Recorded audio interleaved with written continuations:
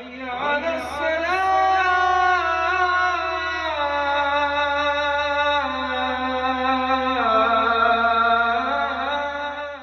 إن هو إلا وحي يوحى والصلاة والسلام على من لا نبي بعده. قال الله تبارك وتعالى في محكم تنزيله: أعوذ بالله السميع العليم من الشيطان الرجيم. لقد كان لكم في رسول الله أسوة حسنة. قال رسول الله صلى الله عليه وسلم: أكمل المؤمنين إيمانا أحسنهم خلقا. ہر قسم کی تمجیدات، تحلیلات، تکبیرات ایک اللہ وحدہ لا شریک کے واسطے ہے، جس کی ذات میں، صفات میں، ربوبیت میں، الوہیت میں اس کا کوئی شریک نہیں۔ لاکھوں کروڑوں لاتعداد ان گنت بے شمار درود و سلام ہو میرے اور آپ کے محبوب جناب محمد رسول اللہ صلی اللہ علیہ وآلہ وسلم کی ذات گرامی پر۔ مختصر سی حمد و ثنا کے بعد محترم سامعین و سامعات، آپ صلی اللہ علیہ وسلم کی سیرت طیبہ کے عنوان پر گزشتہ دنوں اور گزشتہ مہینے میں بہت کچھ آپ نے سماعت فرمایا ہوگا، بہت ساری کانفرنس اور پروگرامات کا انعقاد ہوا ہوگا سیرت النبی صلی اللہ علیہ وسلم کے عنوان پر۔ آپ صلی اللہ علیہ وسلم کی بعثت، آپ صلی اللہ علیہ وسلم کی ولادت، اس پر بھی آپ نے لوگوں کو دیکھا ہوگا والہانہ محبت کا اظہار کرتے ہوئے مختلف انداز سے۔ یہ الگ بات ہے کہ وہ انداز قرآن حدیث سے کسی کا ثابت ہے یا کسی کا نہیں۔ آپ کے سامنے نبی علیہ الصلوۃ والسلام کی بعثت کا ایک مقصد ذکر کرنا چاہتا ہوں کہ اللہ رب العالمین نے پوری دنیا کی تخلیق کی، پوری دنیا کو پیدا کیا، اور اس میں کئی طرح کی مخلوقات کی اقسام ہیں۔ انسان ہیں، جن ہیں، حیوان ہیں، پرندے ہیں، جاندار ہیں، جانور ہیں، یہاں تک کہ اتنی اقسام کی تعداد ہے کہ آج تک کوئی شخص اللہ کی جو مخلوق ہے، مخلوق کی جو اقسام ہیں، اس کی تعداد متعین کر کے بیان نہیں کر سکا، اور کوئی کر بھی نہیں سکتا۔ کچھ آسمان میں ہیں، کچھ زمین میں ہیں، کچھ فضا میں ہیں، کچھ سمندروں میں ہیں، کچھ پہاڑوں میں ہیں، کچھ ریگستانوں میں ہیں، کچھ جنگلات میں ہیں، کوئی کہاں اور کوئی کہاں، پتھروں کے بیچ میں بھی ہیں۔ لیکن ان ساری مخلوقات میں سے سب سے زیادہ فضیلت اللہ نے کس کو دی؟ یعنی ہزاروں، لاکھوں اور لاتعداد ان مخلوقات میں سے اللہ رب العالمین نے شرف کس کو، مقام اور شرف کس کو عطا کیا، عزت کس کو عطا کی؟ تو اللہ رب العالمین نے ان تمام مخلوقات میں سے ایک مخلوق واحد ہے جس کو ان تمام مخلوقات پر فوقیت اور شرف عطا کیا، وہ انسان ہے۔ اور کسی مخلوق کو انسان کے اوپر برتری حاصل نہیں ہے۔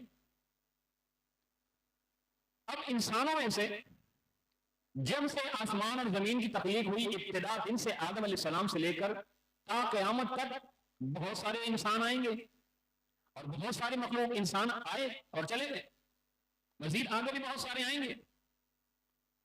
لیکن اگر ہم غور کریں کہ ان تمام انسانوں میں سے سب سے زیادہ افضل کون ہے، سب سے زیادہ مرتبے والے، مقام والے کون ہیں، تو اللہ رب العالمین نے اس پوری انسانیت میں سے، جس کو پوری مخلوق پر فضیلت اور شرف بخشا، اس پوری انسانیت میں سے اللہ رب العالمین نے تمام انسانوں میں سے 1,24,000 کم و بیش انبیاء ان کو منتخب کیا کہ تمام دنیا کی انسانیت کے اوپر، تمام انسانوں پر اللہ تعالیٰ نے ان کو مقام، مرتبہ اور شرف سب سے زیادہ عطا کیا۔ تسلسل سے اپنی بات کو لے کے چلوں گا۔ ساری مخلوقات میں سے اشرف انسان میں سب سے زیادہ فضیلت والے 1,24,000 کم و بیش انبیاء۔ پھر ان 1,24,000 کم و بیش انبیاء میں اللہ تعالیٰ نے قرآن مجید میں بیان فرمایا وَفَضَّلْنَا عَلَى بَعْضٍ، کہ ہم نے بعض رسولوں، پیغمبروں کو بعض پر فضیلت دی ہے۔ اب 1,24,000 کم و پیش نبیوں پیغمبروں رسولوں میں سے 313 یا 315 کو اللہ رب العالمین نے پھر ان 1,24,000 میں سے ان سب سے زیادہ مقام عطا کیا، وہ 313 یا 315 ہے۔ پھر ان 315 میں سے 313 میں سے جب ہم قرآن کا مطالعہ کرتے ہیں، اللہ رب العالمین نے ان میں سے بھی سب سے زیادہ جن کو فضیلت اور مرتبہ اور مقام دیا اولو العظام 5 پیغمبر ہیں۔ پھر ان 5 پیغمبروں میں سے سب سے زیادہ جس کو اللہ نے مرتبہ دیا، مقام دیا، شرف دیا، عزت دی، وہ امام الانبیاء محمد رسول اللہ صلی اللہ علیہ وسلم۔ اب آپ پھر غور کریں، ساری مخلوقات میں سے اشرف انسان، انسانوں میں سے سب سے زیادہ اشرف 1,24,000 انبیاء، 1,24,000 انبیاء میں سے سب سے افضل 313 میں سے سب سے افضل 5 اولو العظام پیغمبر، اور ان 5 میں سے بھی سب سے زیادہ شرف والے، عزت والے، مقام والے، مرتبے والے، محبوب ترین وہ میرے اور آپ کے محبوب جناب محمد رسول اللہ صلی اللہ علیہ وسلم۔ اللہ رب العالمین نے نبی علیہ السلام کو رسول بنایا، آخری پیغمبر بنایا، لیکن آپ علیہ السلام کی رسالت پر، نبوت پر اگر ہم غور کریں تو اللہ رب العالمین کا نبی علیہ السلام سے جو محبت کا انداز ہے وہ ظاہر ہوتا ہے۔ نبی علیہ السلام کی رسالت کے لیے اللہ رب العالمین نے وعدہ لیا۔ ایک وعدہ تو وہ ہے جو اللہ تعالیٰ نے تمام مخلوقات سے، عالم ارواح میں انسانوں سے جو وعدہ لیا، الست بربکم۔ ایک وعدہ اللہ نے الگ سے تمام انسانوں میں سے 1,24,000 کم و پیش انبیاء کو الگ کر کے ایک وعدہ اور لیا، اور اس وعدے کو بھی اللہ نے قرآن میں بیان کر دیا۔ قرآن کے اندر وعدے بیان ہے، وَإِذْ أَخَذَ اللَّهُ مِيثَاقَ النَّبِيِّينَ، جب اللہ رب العالمین نے وعدہ لیا نبیوں سے کہ تمہارے پاس حکمت آ جائے گی، تمہارے پاس کتاب آ جائے گی، ثُمَّ جَاءَكُمْ رَسُولٌ، پھر تمہارے پاس رسول آئیں گے جو تصدیق کریں گے تمہارے پاس جو ہے اس کی، اور پھر تم نے کرنا کیا ہے، لَتُؤْمِنُنَّ بِهِ وَلَتَنْصُرُنَّهُ، تم نے اس پر ایمان لانا ہے اور اس کی مدد کرنی ہے۔ أَأَقْرَرْتُمْ وَأَخَذْتُمْ عَلَى ذَلِكُمْ إِصْرِي، اللہ نے 1,24,000 کم و پیش انبیاء سے یہ وعدہ لیا، کیا تم اقرار کرتے ہو کہ رسول آئیں گے، تم ان پر ایمان لاؤ گے، تم ان کی مدد کرو گے؟ أَأَقْرَرْتُمْ، کیا تم اقرار کرتے ہو؟ وَأَخَذْتُمْ عَلَى ذَلِكُمْ إِصْرِي، اور اس پر مضبوط وعدہ لیتے ہو؟ سارے پیغمبروں نے، 1,24,000 پیغمبروں نے کہا ہم اقرار کرتے ہیں۔ اللہ تعالیٰ فرماتے ہیں فَاشْهَدُوا، تم گواہ ہو جاؤ، وَأَنَا مَعَكُم مِّنَ الشَّاهِدِينَ، اور میں بھی تمہارے ساتھ اس بات پر گواہ ہوں۔ جائیں جا کر اس آیت مبارکہ کی تفسیر اٹھا کے عبداللہ بن عباس رضی اللہ عنہ سے جا کر دیکھیں، بیان کرتے ہیں کہ اللہ رب العالمین جو 1,24,000 کم و پیش نبیوں سے وعدہ لے رہے ہیں ایمان لانے کا، نصرت اور مدد کرنے کا، وہ امام الانبیاء محمد رسول اللہ صلی اللہ علیہ وسلم، آپ کی رسالت کا وعدہ۔ پھر رسالت کب سے ہے، نبوت کب سے ہے؟ صحابہ نے آپ علیہ السلام سے سوال کیا، ترمذی کے اندر صحیح سند سے حدیث موجود ہے، آپ علیہ السلام سے صحابہ پوچھتے ہیں متى وجبت لك النبوة، اے محبوب علیہ السلام آپ پر اللہ نے نبوت کو کب واجب کیا؟ آپ علیہ السلام فرماتے ہیں والآدم بین الروح والجسد، آدم علیہ السلام کو اللہ نے تخلیق کر لیا تھا لیکن روح ابھی داخل نہیں کی تھی، اس وقت سے اللہ نے مجھے نبی بنایا ہے۔ نبوت اور رسالت کتنی اعلیٰ، کتنا مرتبہ اور مقام، لیکن پھر وہی بات عرض کرنا چاہوں گا، آپ علیہ السلام کو پیغمبر بنانے کا مقصد، رسول بنانے کا مقصد، اللہ رب العالمین کا نبی بنانے کا مقصد، آخری نبی بنانے کا مقصد کیا ہے؟ اس مقصد کو نبی علیہ السلام ایک حدیث کے اندر بیان کیا۔ مقاصد کئی اور بھی ہیں، لیکن ایک حدیث میں آپ علیہ السلام خود بیان کرتے ہیں کہ اللہ نے جو مجھے رسول بنایا، پیغمبر بنایا، جو مجھے نبی بنایا، اس کے اوپر ایک مقصد وہ یہ ہے انما بعثت لاتمم صالح الاخلاق، میں اس لیے نبی بنا کر بھیجا گیا، میں اس لیے رسول بنا کے بھیجا گیا، مجھے جو مبعوث کیا گیا ہے، مجھے مبعوث کرنے کا جو مقصد ہے اتمم صالح الاخلاق، کہ میں اخلاق کے جو معاملات ہیں اس کو مکمل کروں۔ یہ آپ علیہ السلام کی رسالت، نبوت، بعثت کا مقصد ہے کہ اخلاق کے معیار کو، اخلاق کو مکمل کیا جائے۔ اب اللہ رب العالمین کی نبی علیہ السلام سے محبت ذکر کر رہا تھا کہ نبوت بھی اعلیٰ، رسالت بھی اعلیٰ، اور مقام اور مرتبہ بھی اعلیٰ، اور محبت کا معیار بھی کتنا اعلیٰ۔ نبی علیہ السلام سے اللہ کی محبت کی ایک مثال قرآن سے دینا چاہوں گا۔ آج ہم سب نبی علیہ السلام سے محبت کا دعویٰ کرتے ہیں، سیرت محمد صلی اللہ علیہ وسلم کو سننے کے لیے وقت بھی دیتے ہیں اور اپنا مال بھی خرچ کرتے ہیں اور اپنی جان لٹانے کے تیار بھی ہو جاتے ہیں، لیکن ایسی محبت جیسے اللہ نبی علیہ السلام سے کرتا ہے ہمیں بھی دیکھنا ہوگا کیا اس طرح کی ہماری محبت ہے کہ نہیں ہے۔ اللہ کیسے محبت کرتا ہے نبی علیہ السلام سے؟ اللہ رب العالمین اس طرح محبت کرتا ہے، اپنے محبوب محمد صلی اللہ علیہ وسلم سے نبی علیہ السلام کو حکم دیا شروع اسلام میں، ابتدائی اسلام میں، کہ آپ مسجد اقصی کی طرف رخ کر کے نماز ادا کریں۔ حکم کس نے دیا تھا؟ اللہ نے۔ آرڈر کس کا تھا؟ اللہ کا۔ 16-17 مہینے گزرے ہیں کہ آپ علیہ السلام اور آپ صلی اللہ علیہ وسلم کے ساتھی صحابہ اور صحابیات نماز پڑھ رہے ہیں مسجد اقصی کی طرف رخ کر کے، 16-17 مہینے گزر گئے۔ صحیح بخاری کی روایت۔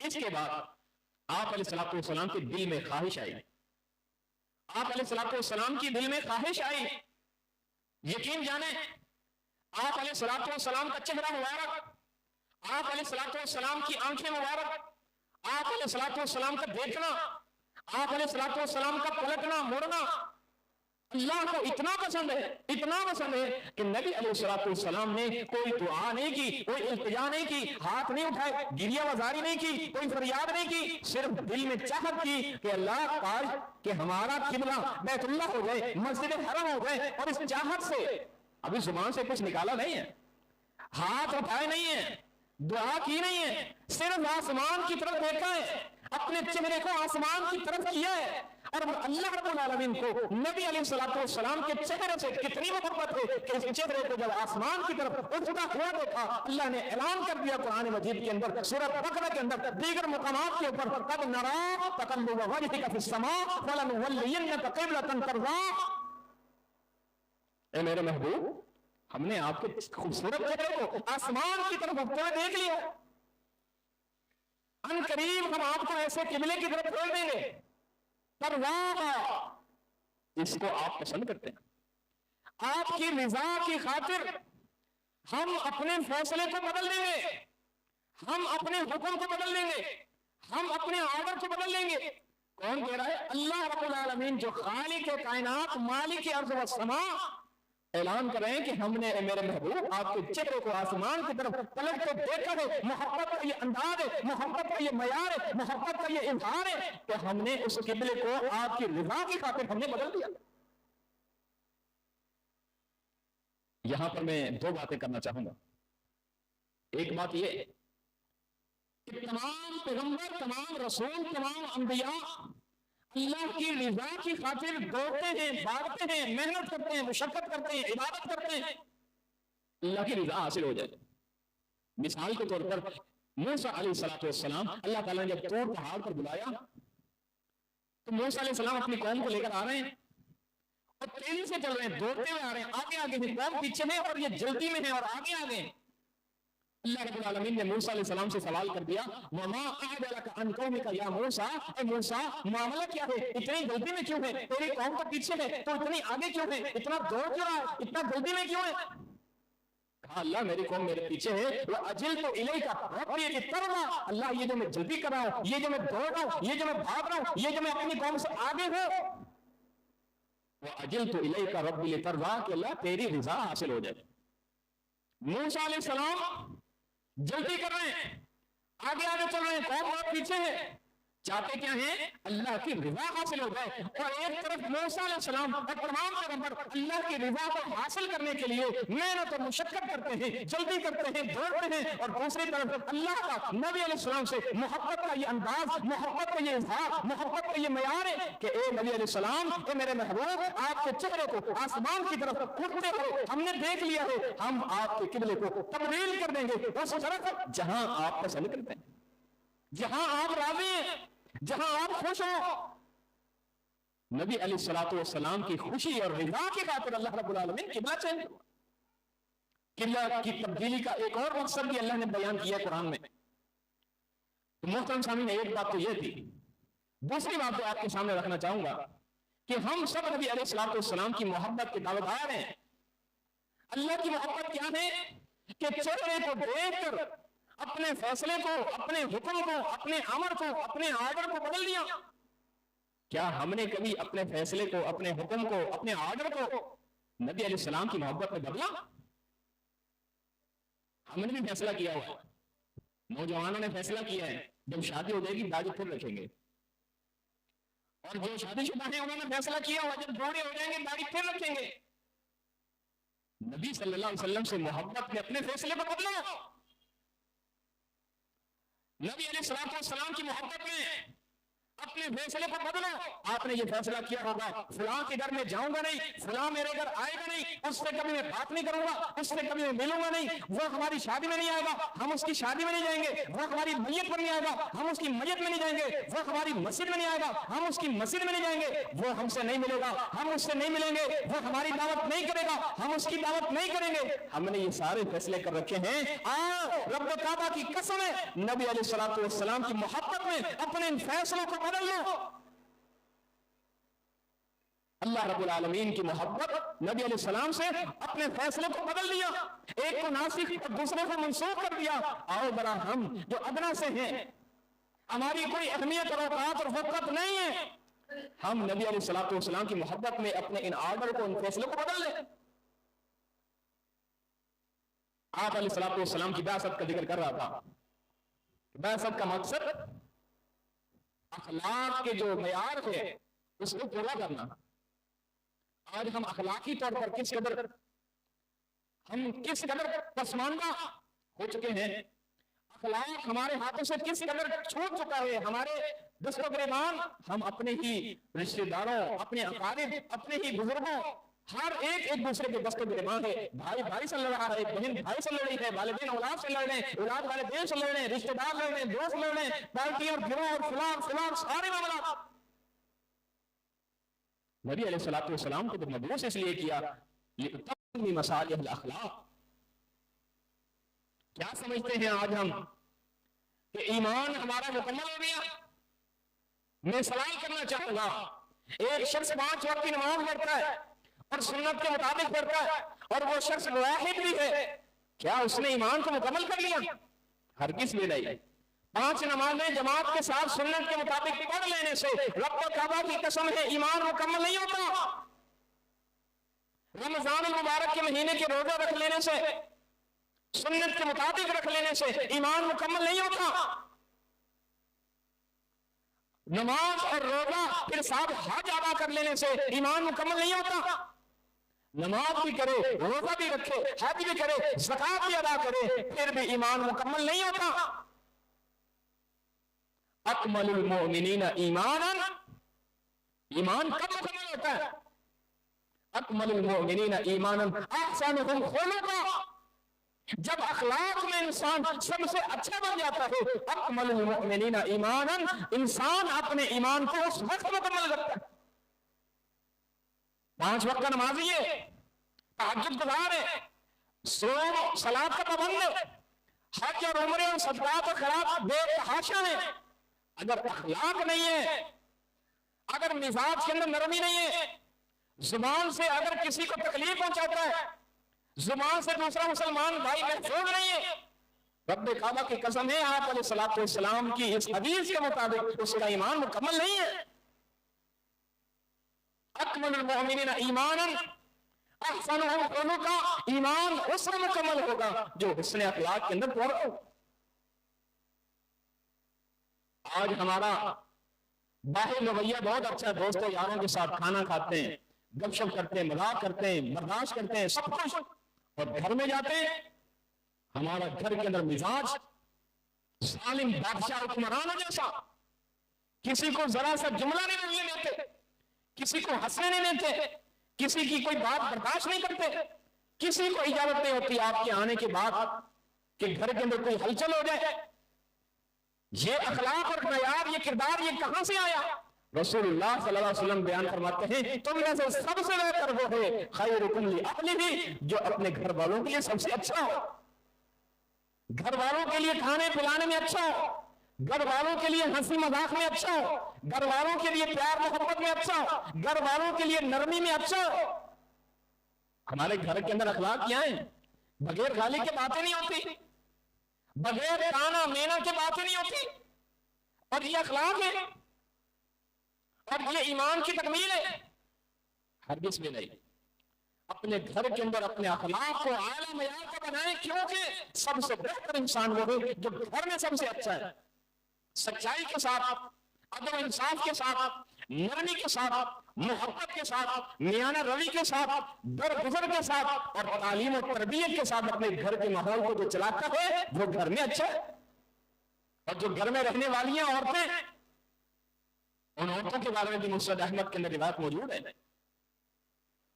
ایک عورت کے بارے میں ذکر ہوا اللہ کے نبی علیہ الصلوۃ والسلام کے سامنے، یہ اللہ کے نبی علیہ السلام ایک خاتون ہے کہ وہ بہت زیادہ نمازی ہے، بہت زیادہ روزے رکھتی ہے، بہت زیادہ صدقات و خیرات کرتی ہے، بہت زیادہ اس کی حج اور عمرے، یہ سارے اعمال میں بہت آگے، لیکن ایک اس کے نہ خرابی ہے کہ اس کے پڑوس والے اس کی زبان سے، اس کے تانے مینے سے، بد اخلاقی سے اس کے پڑوس والے اس سے تنگ ہیں۔ کیا فرمایا؟ یا فی النار، یہ عورت جہنمی ہے۔ دوسری خاتون، اللہ کے نبی علیہ السلام نماز بس پڑھنے جانا، جو فرض نمازیں وہ ادا کر لیتی ہے، تھوڑی بہت سنت نفلیں پڑھ لیتی ہے، رمضان کے روزے رکھ لیتی ہے، کچھ تھوڑا بہت صدقہ خیرات کر لیتی ہے، اعمال میں تھوڑی کم ہے، لیکن اس کی زبان سے اس کے سارے پڑوس والے خوش ہیں، اس کے اخلاق اور کردار سے خوش ہیں۔ فرمایا یہ عورت جنتی ہے۔ تو اللہ کے نبی علیہ السلام کی بعثت کا مقصد اخلاق حسنہ کی تکمیل ہے، اور اخلاق حسنہ کو معمولی چیز نہیں ہے، یہ ایسا عمل ہے۔ ایک تو آپ کے سامنے ذکر کیا کہ ایمان کی تکمیل اخلاق سے ہوتی ہے، اور دوسری حدیث آپ کے سامنے رکھنا چاہوں گا کہ خصلتان لا یجتمعان، کہ دو ایسی خوبیاں ہیں، دو ایسی صفات ہیں، وہ جمع نہیں ہو سکتی۔ فی المنافقی، کسی منافق شخص کے اندر دو خوبیاں کبھی بھی جمع نہیں ہو سکتی۔ حسن سنتے، ایک کہ اس کے اندر اچھا اخلاق ہو، وہ فقہ فی الدین، اور اس کو دین کی سمجھ بوجھ ہو۔ دین کی سمجھ بوجھ ہونے کے ساتھ حسن اخلاق بھی اگر اس کے اندر موجود ہے تو وہ نفاق سے، منافقت سے باہر ہے۔ اور اگر صرف ایک چیز ہے دوسری نہیں ہے تو یہ منافق کے اندر دو چیزیں کبھی جمع نہیں ہوتی۔ اور صرف حسن اخلاق یہی نہیں، رسول اللہ صلی اللہ علیہ وسلم کی بعثت کا مقصد بھی یہ، ایمان کی تکمیل بھی یہ، اور ساتھ ساتھ اکثر ما یدخل الجنہ، اکثر لوگ جو جنت کے اندر داخل ہوں گے، کون سا ایسا عمل ہے کہ جس کی وجہ سے داخل ہوں گے؟ آپ صلی اللہ علیہ وسلم نے نماز بیان نہیں کیا، روزہ بیان نہیں کیا، حج بیان نہیں کیا، عمرے اور زکوٰۃ اور خیرات یہ بیان نہیں کیے، صرف بیان کیا کہ اللہ کا ڈر، تقویٰ اور حسن اخلاق والے یہ دو قسم کے لوگ سب سے زیادہ جنت کے اندر جو داخل ہوں گے، ان دو صفات پر ہوں گے، ان دو صفات پر ہوں گے۔ یہ الگ بات ہے کہ نماز فرض ہے، اس کا حساب سب سے پہلے ہوگا، روزہ فرض ہے، حج فرض ہے، زکوٰۃ فرض ہے، لیکن اخلاق کے اور تقویٰ کے یہ ایسے دو پہاڑ ہیں، یہ ایسی دو صفات ہیں کہ سب سے زیادہ جنت کے اندر اگر لوگ داخل ہوں گے تو ان دو اعمال کی وجہ سے۔ اور اللہ کے میدان میں سب سے زیادہ کل قیامت کے دن جو وزنی چیز ہوگی، آپ علیہ الصلوۃ والسلام کا فرمان صحیح سند سے موجود ہے کہ سب سے وزنی چیز اللہ کے میدان اور ترازو میں جو ہوگی وہ بندے کا حسن اخلاق ہو۔ اور حدیث صحیح سند سے موجود ہے کہ بندہ حسن اخلاق کے ساتھ جب دن کو گزارتا ہے، ایک دن کو جب حسن اخلاق کے ساتھ، کردار کے ساتھ گزارتا ہے، یبلغ، وہ پہنچ جاتا ہے بدرجۃ الصیام والقیام، اور کما قال علیہ الصلوۃ والسلام کہ بندہ ایک دن اخلاق کے ساتھ اگر گزارتا ہے تو دن میں روزہ اور رات کو تہجد پڑھنے والے کے درجے کے برابر ہوتا ہے۔ یہ اخلاق ہے۔ اور ایک حدیث عرض کرنا چاہوں گا، آپ صلی اللہ علیہ وسلم سے صحابہ بہت محبت کرتے تھے، اتنی محبت کرتے تھے. دو صحابہ کے بارے میں حدیث آتی ہے ایک آیت کی شان نزول پر. ایک آیت کی شان نزول پر دو روایتیں ربیعہ بن کعب رضی اللہ تعالیٰ عنہ اور ثوبان رضی اللہ تعالیٰ عنہ. ثوبان رضی اللہ تعالیٰ عنہ ایک دن بہت زیادہ پریشان تھے. پریشانی کی وجہ سے چہرے کا رنگ بھی اڑا ہوا تھا. اس بات کو نبی علیہ السلام نے بھانپ لیا کہ معاملہ کیا ہے ثوبان, کیوں پریشان ہو؟ کہا نبی علیہ السلام آپ سے مجھے بہت محبت ہے. جب میں کہیں ہوتا ہوں آپ کا ذکر ہوتا ہے, آپ کی یاد آتی ہے, بے چین ہو جاتا ہوں. جب تک آپ کا چہرہ نہ دیکھ لوں, آپ سے ملاقات نہ کر لوں, دل کو اطمینان نہیں پہنچتا, سکون نہیں پہنچتا, راحت نہیں ملتی. کہا ٹھیک ہے آپ مجھے دیکھ لیتے ہو تو پھر آپ کی بے چینی ختم ہو جاتی ہے. پھر پریشانی کیا ہے؟ نہیں, پریشانی یہ نہیں ہے. پریشانی یہ ہے کل قیامت کے دن نبی علیہ السلام آپ کے مقام پر بلند ہے. آپ تمام انبیاء کے بھی امام ہیں, آپ خاتم النبیین ہیں, آپ لواء الحمد کو تھامے ہوئے, آپ سفارش میں سب سے آگے, آپ حوض کوثر میں, آپ نبیوں کے ساتھ, بڑے بڑے لوگوں کے ساتھ, کیونکہ آپ خود سب سے بڑے مقام پر ہیں. اور میں ایک ادنا سا آپ کا صحابی, میں یہ بات پر سوچتا ہوں, خوف کھاتا ہوں, ڈرتا ہوں, پریشان ہوں کہ کل قیامت کے دن وہ جو 50,000 سال کا ایک دن ہے, اس دن میں آپ کو کیسے ملوں گا, میں آپ کو کیسے دیکھوں گا, آپ کا قرب کیسے حاصل ہوگا, آپ کا ساتھ کیسے حاصل ہوگا, آپ سے ملاقات کیسے ہوگا. میں تو اس وجہ سے پریشان. یہ بات کی ابھی نبی علیہ السلام خاموش ہے تو اللہ تعالیٰ نے آیت نازل کر دی وَمَن يُطِعِ الرَّسُولَ فَأُولَٰئِكَ مَعَ الَّذِينَ أَنْعَمَ اللَّهُ مِنَ النَّبِيِّينَ وَالصِّدِّيقِينَ وَالشُّهَدَاءِ وَالصَّالِحِينَ وَحَسُنَ أُولَٰئِكَ رَفِيقًا.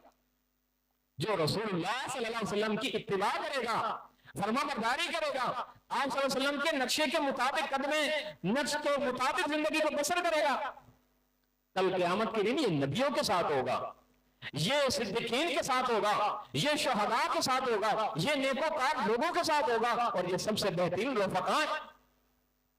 آیت نازل ہو گئی. ایک تو یہ اسی آیت کی شان نزول ربیعہ بن کعب رضی اللہ تعالیٰ عنہ سے نبی علیہ السلام آپ سے محبت ہے, اور اللہ رب العالمین نے اس موقع پر یہ آیت کا نزول کیا کہ جو نبی صلی اللہ علیہ وسلم سے محبت رکھتا ہے کل قیامت کے دن اسی طرح جو نبی علیہ السلام کی اتباع کرتا ہے کل قیامت کے دن وہ نبیوں کے ساتھ ہوگا. اب ایک بات حدیث کے اندر موجود ہے جو آپ کے سامنے ذکر کرنا چاہ رہا ہوں.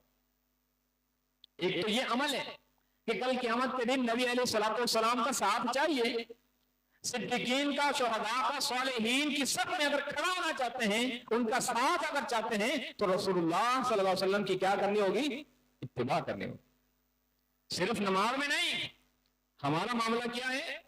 بس نماز کے اندر 2-4 چیزوں کو خاص سمجھ لیا, جو وہ کام کرتا ہے وہ مطیع رسول اللہ, وہ اطاعت رسول اللہ, اور جو وہ نہیں کرتا وہ جہنمی اور فلاں فلاں. اگرچہ باقی ساری زندگی میں ہم نبی علیہ السلام کی نافرمانی کر رہے ہیں, ہم اپنی تعلیمات کے اندر, ہم اپنی گفتگو کے اندر, ہم اپنے گھر کے اندر, ہم اپنے باہر, ہم تجارت میں, لین دین میں, اخلاق میں, کردار میں, زمینداری میں, ٹھیکیداری میں, ہر بات میں رسول اللہ صلی اللہ علیہ وسلم کی ہم نافرمانی کرتے ہوں, لیکن ہم اپنے آپ کو اعلیٰ معیار کا مطیع اور فرمانبردار سمجھ رہے ہوتے ہیں کہ جو صرف نماز کے اندر وہ چند چیزوں کو کر کے ہم کہہ رہتے ہیں ہم ہی مطیع ہیں, ہم ہی نبی علیہ السلام کی حقیقی فرمانبردار ہیں. ایسا نہیں ہے. پوری زندگی کے اندر نبی علیہ السلام کی زندگی مبارک, ذات مبارک, زندگی کا ایک ایک لمحہ اتنا مبارک ہے, اتنا مبارک ہے دنیا کے اندر دوسری کوئی ایسی شخصیت نہیں جس کی اللہ رب العالمین نے دن کی راتوں کی زندگی کے خوشی اور غمی کی نبوت سے پہلے نبوت کے بعد ہجرت سے پہلے ہجرت کے بعد جنگوں سے پہلے جنگوں کے بعد پوری زندگی 63 سالہ زندگی کے ہر لمحے کی اللہ رب العالمین نے قرآن مجید کے اندر قسم کھائی ہے لا عمرک اے میرے محبوب آپ کی عمر کی قسم آپ کی زندگی کی قسم زندگی کے اندر ایک ایک لمحہ اللہ کے نبی علیہ الصلوۃ والسلام کا اتنا پاکیزہ ہے اتنا حسین ہے اتنا کمال درجے کا ہے اتنا شفاف ہے اتنا اطاعت والا فرما برداری والا توحید والا اس قدر اللہ کو محبوب ہے کہ دنیا میں دوسری شخصیت نہیں جس کی اللہ تعالیٰ نے قرآن میں اس کی عمر کی اس کی زندگی کی قسم کھائی ہے۔ انسان کی زندگی کے اندر کئی مراحل آتے ہیں، کبھی بچپنا، کبھی جوانی، کبھی بڑھاپا، کبھی خوشی، کبھی غم، کبھی محبت کے انداز میں، جذبات میں، اور کبھی حسد اور بغض میں، کبھی پریشانی میں اور کبھی خوشی میں، یہ سارے لمحات آتے ہیں، لیکن رب تعالیٰ کی قسم ہے اللہ رب العالمین نے قرآن مجید کے اندر لقد کان لکم فی رسول اللہ اسوۃ حسنہ کہہ کر نبی علیہ الصلوۃ والسلام کو بہترین آئیڈیل نمونہ قرار دے دیا، اسمبل قرار دے دیا۔ آپ نے خوشی کے اندر ہیں تو طریقہ نبی علیہ السلام کا چلے گا، آپ غم کے اندر ہیں تو طریقہ نبی علیہ السلام کا چلے گا، آپ دن میں ہیں، آپ رات میں ہیں، آپ نماز میں ہیں، آپ روزے میں ہیں، آپ حج میں ہیں، آپ زکات دے رہے ہیں، آپ عمرہ کر رہے ہیں، دنیا کا کوئی عمل کر رہے ہیں، آپ گھر میں ہیں، آپ باہر ہیں، آپ اہل عیال میں ہیں، آپ ازدواجی زندگی میں ہیں، آپ دوستوں کی زندگی میں ہیں، آپ تعلیمی زندگی میں ہیں، آپ پریشانی کے اندر ہیں، آپ خوشی کے اندر ہیں، آپ مزاح کے اندر ہیں، آپ غضب کے اندر ہیں، سارے مراحل کے اندر جوانی میں ہیں، بچپنے میں ہیں، بڑھاپے میں ہیں۔ اگر اللہ تعالیٰ نے کسی کی زندگی کو نمونہ بنایا ہے کہ اسی کے مطابق بچپنا، اسی کے مطابق جوانی، اسی کے مطابق بڑھاپا، اسی کے مطابق ازدواجی زندگی، اسی کے مطابق رسم و رواج، اسی کے مطابق خوشیاں، اسی کے مطابق غم، اسی کے مطابق تعلیم، اسی کے مطابق دن، اسی کے مطابق رات، اسی کے مطابق کھانا، اسی کے مطابق پینا، اسی کے مطابق محبت، اسی کے مطابق نفرت، تو وہ صرف ایک ہستی نبی علیہ الصلوۃ والسلام کی ہے۔ اخلاق حسنہ عرض کر رہا تھا کہ نبی علیہ الصلوۃ والسلام کا ساتھ چاہتے ہیں تو ربیعہ بن کعب رضی اللہ تعالیٰ عنہ سے کہا تھا کہ کثرت سے سجود کرو، اور یہ آیت نازل ہوئی تھی کہ نبی علیہ السلام کی اتباع۔ دو باتیں معلوم ہوئی کہ نبی علیہ الصلوۃ والسلام کا کل قیامت کے دن جو ساتھ چاہتا ہے کیا کرنا ہوگا؟ نبی علیہ السلام کی اتباع۔ دوسری چیز کثرت سجود۔ تیسری بات میں حدیث سے بیان کرنے لگا ہوں، سلسلۃ الاحادیث صحیحہ امام البانی رحمۃ اللہ علیہ کی کتاب ہے جس میں تمام صحیح احادیث کو انہوں نے جمع کیا۔ اس کتاب کے اندر حدیث لے کر آئے ہیں اللہ کے نبی علیہ الصلوۃ والسلام کا فرمان کہ کس کو نبی علیہ الصلوۃ والسلام کا ساتھ نصیب ہوگا کل قیامت کے دن۔ اللہ کے نبی علیہ السلام بیان فرماتے ہیں ان من احب الی واقربکم منی مجالسا یوم القیامت، تم میں سے سب سے زیادہ مجھے محبوب، مجھے وہ شخص پسند ہے، میں اس شخص سے محبت کرتا ہوں، اور کل تم میں سے سب سے زیادہ میرے قریب قیامت کے دن، میرے قریب جو تم میں سے سب سے زیادہ شخص ہوگا احسنکم اخلاقا، جو اخلاق میں تم میں سے سب سے اچھا ہوگا۔ اللہ اکبر۔ یہاں پر بھی غور کر لیں، نماز، روزہ، حج، زکات، صدقات، خیرات، عبادات، دیگر معاملات وہ فرائض ہیں، لیکن نبی علیہ الصلوۃ والسلام کا تقرب، آپ علیہ الصلوۃ والسلام کا قرب، آپ علیہ الصلوۃ والسلام کا ساتھ کس کو مل رہا ہے؟ محبت کس کو مل رہی ہے؟ قرب کس کو مل رہا ہے؟ احسنکم اخلاقا، جو اخلاق میں سب سے زیادہ اچھے اس کو۔ اور پھر آگے کیا بیان فرمایا کہ مجھے تم میں سے سب سے زیادہ ناپسندیدہ وہ شخص، سب سے زیادہ جو مجھے ناپسند ہے، جس کو میں پسند نہیں کرتا، اور کل قیامت کے دن سب سے زیادہ جو شخص مجھ سے دور ہوگا، تین الفاظ بیان کیے ہیں، السرسارون والمتشدقون والمتفحقون، تین لفظ۔ کہ جو سب سے زیادہ جن پر نبی علیہ السلام غضب غصہ کریں گے، ناراض ہوں گے، اور سب سے زیادہ جو اللہ کے نبی علیہ السلام سے دور ہوں گے، السرسارون، بے وجہ باتیں کرنے والے، فضول باتیں کرنے والے. اب اندازہ لگا لیں، ابھی ہم مسجد میں بیٹھے ہیں، قرآن حدیث سن رہے ہیں، اس سے زیادہ آپ کو ہوٹل میں اور بازار میں ملیں گے جو بحث کر رہے ہیں، مناظرے کر رہے ہیں، باتیں کر رہے ہیں، کہانیاں، جھوٹ، غیبت، گالم گلوچ، قصے، واقعات، اور چاہتے کیا ہیں؟ نبی علیہ السلام کی محبت. اور چاہتے کیا ہیں؟ نبی علیہ السلام کا قرب مل جائے. سب سے پہلا لفظ سرسارون، فضول باتیں کرنا. فضول باتوں میں یہ بات بھی شامل ہے کہ فلاں واقعہ کربلا ہوا تھا، فلاں ہوا تھا، اس میں کون کیا ہے، اس میں کون کیسا ہے. یہ اسی بحث و مباحثہ میں بیٹھے ہوئے ہیں، راتوں رات لگ رہی ہے، فجر کی نماز نہیں پڑھ رہے، ایک دوسرے کو اسی بنیاد پر صحیح اور غلط کا فیصلہ کر رہے ہیں، اسی بنیاد پر جہنمی اور جنتی کا فیصلہ کر رہے ہیں. سرسارون، متشددون، کہ منہ باتوں کو ٹیڑھا کر کے بات کرنے والے دوسرے، جو سب سے زیادہ کل قیامت کے دن جن کو نبی علیہ السلام غصہ، غضب، ناپسند فرمائیں گے اور سب سے زیادہ دور ہوں گے، ٹیڑھے منہ کر کے باتیں کرنے والے، باتوں کو ٹیڑھا کر کے باتیں کرنے والے. اور تیسرے متفاہقون، صحابہ نے کہا اللہ کے نبی علیہ السلام یہ دو باتیں تو سمجھ آ گئی، یہ متفاہقون سمجھ نہیں آئی، اس کی وضاحت فرما دیں. آپ صلی اللہ علیہ وسلم فرمایا متفاہقون کا مطلب یہ ہے تکبر کرنے والا. آج دیکھ لیں تکبر کیا ہے؟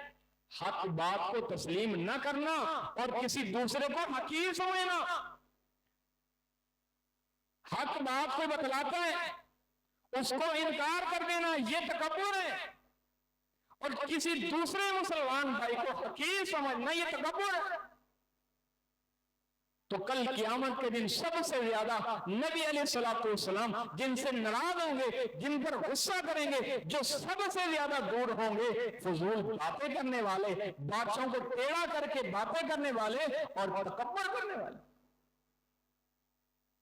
حسن اخلاق اپنائیے، یہی نبی علیہ السلام کی بعثت کا مقصد ہے، یہی تکمیل ایمان ہے، یہی سب سے وزنی ترازو میں عمل ہے، اور اسی کی وجہ سے سب سے زیادہ لوگ جنت میں جائیں گے.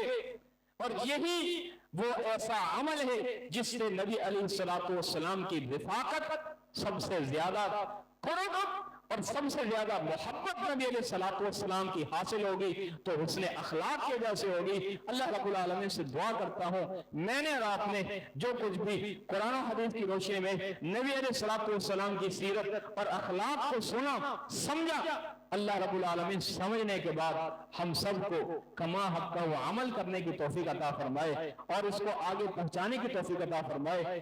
جتنے بھی مسلمان بھائی، بزرگ، دوست، احباب جنہوں نے دعاؤں کا کہا ہے، میری والدہ خود جو بیمار ہیں، ابھی ان کا آپریشن ہوا ہے، اللہ رب العالمین سے دعا ہے تمام مریضوں کو شفاء کاملہ عاجلہ عطا فرما، تمام مسلمانوں کو شفاء کاملہ عاجلہ عطا فرما.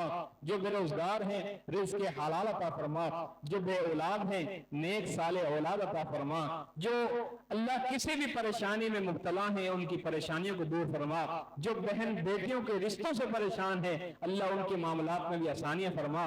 اللہ رب العالمین جو ہم نے سنایا کما حق و عمل کرنے کی توفیق عطا فرما. سبحان ربک رب العزت عما یصفون وسلام علی المرسلین والحمد للہ رب العالمین.